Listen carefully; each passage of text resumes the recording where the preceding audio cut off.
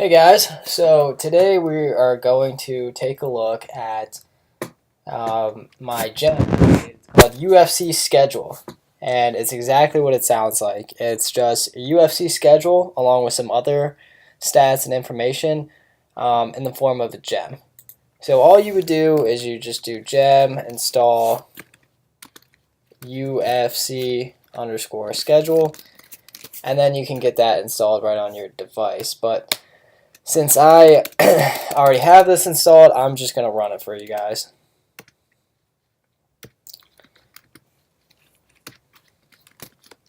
Underscore schedule. Okay, so as you can see, here's the menu. It says, "Hello, fight fans. Welcome to your UFC gem. To view a list of upcoming UFC events, enter 1. To exit this gem at any time, enter exit. And to go back to the previous menu, enter back." So that's basically all there is to it. That's all the commands. It's very simple. Let's look at the UFC schedule right now. So right now, we have the closest fight, which is listed as number 1. It's on December 29th. And it is John Jones versus Alexander Gustafsson 2. And I'm gonna call this now, since you're probably gonna listen to this in the future. That's probably gonna be a good one. So we'll see about that. Next one after that, Cejudo versus Dillashaw, and you guys get the point. So down here it says, to learn more about who's fighting, enter the number of the fight card you'd like more info on. So let's just go with John Jones versus Alexander Gustafsson.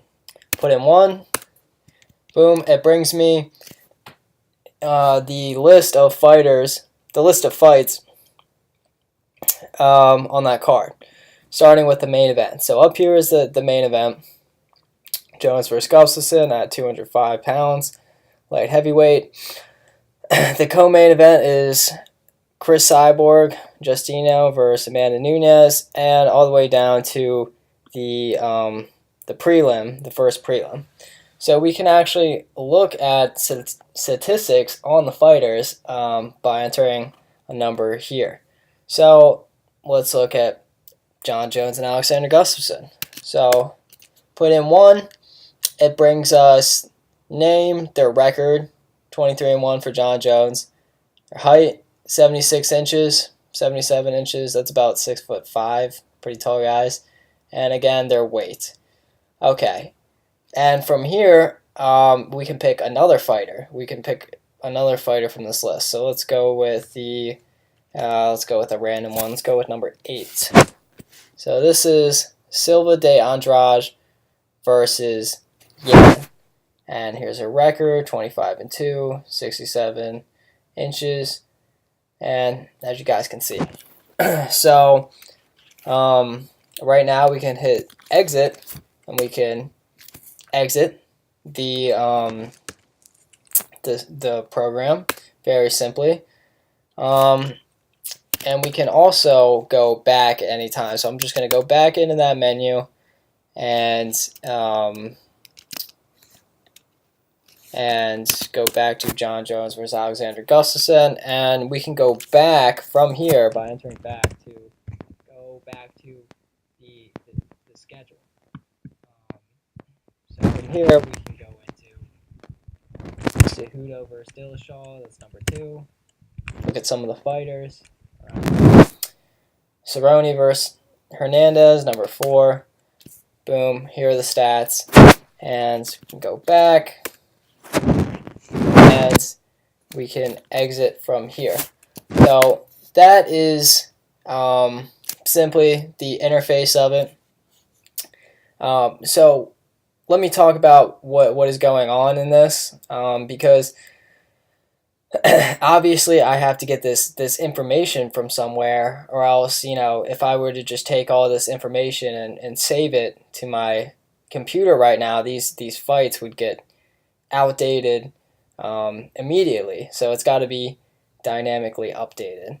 So what I'm doing is I'm doing what's called an API call. So I'm going to UFC data API.com, and an API is basically just data that a company makes available either publicly, in this case, which is free for people to use, or some companies do private APIs and do private API calls. And you have to pay to use their API.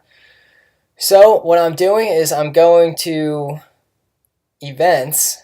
I'm collecting this data under events. It gives the name of the event, the title,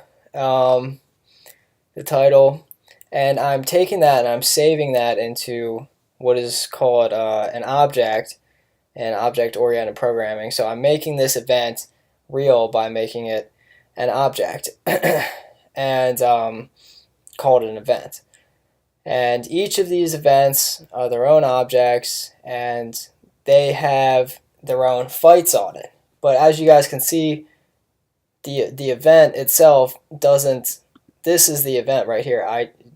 From here to about here, this is the event.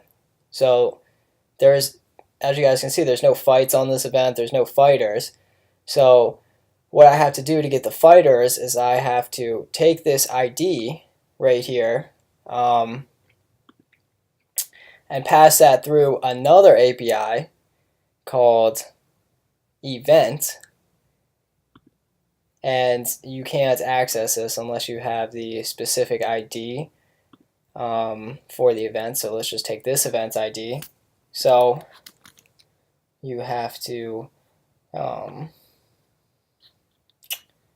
so you put in the ID right here, and then here we go. Now we have a page which has more information on it about this specific event. It's the Jon Jones versus Gustafsson, and you guys can see the fighters. Scroll all the way down. So as you guys can see, though, that this isn't listed in API format like that other API was. It wasn't just simple data. It's like a web page. So what I had to do here was I had to scrape the HTML, literally scrape the web page. I don't know why that did that. I just scraped the data right here using what's Nokogiri and OpenURI and make objects out of the fights. Out of all of these, in my program, all of these are its own object, and they're all related to, they all belong to the event itself. The event itself has this ID. So this program will work for as long as this API is still up and running and it's still the same URL right here. It'll still work as long as everything on the UFC ends and stays the same. So that means that as new fights come out, that'll get updated. New fighters, that'll be added, and yeah, this thing will work as long as the UFC keeps their API running. So that is basically it for my project, guys. Thank you for listening. I hope you guys have a wonderful day.